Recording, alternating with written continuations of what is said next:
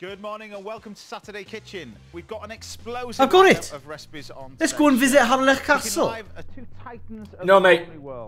I know why you're saying that, because you don't realise how important Harlech Castle is to the story of Branwen, the daughter of Llyr, the sister of a giant with magical powers. No, I'm saying it because I'm doing pilates, mate.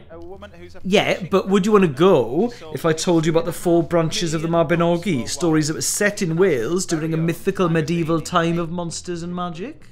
No, I'm saying it because I'm doing pilates, mate. Yeah, but Harlech Castle is where some of these stories were set. Right, so Branwen married the King of Ireland, but her evil half-brother of Nishan hadn't given his permission. He was so angry that he maimed all of the King of Ireland's horses.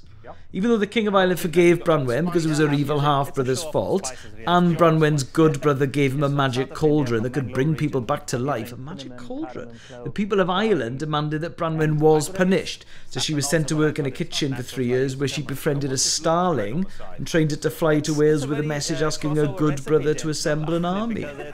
Mate, I'm not interested in an imaginary woman befriending a starling. Yeah, but next in the story there was a big battle, and her good brother was struck by a poisonous spear, so he has to be beheaded and for his fellow soldiers to take his head to London. En route, the head started talking. He had a magic head, Corky. Do you want to go now? Be gone, invaders! I have a magic head! Elis, be the French, be repelled. I am a... Elis, come on, that's it, be repelled! I am magic, I can follow you with a stare! That is not how a magic head sounds. Why? How does a magic head sound? Live Welsh history through your imagination.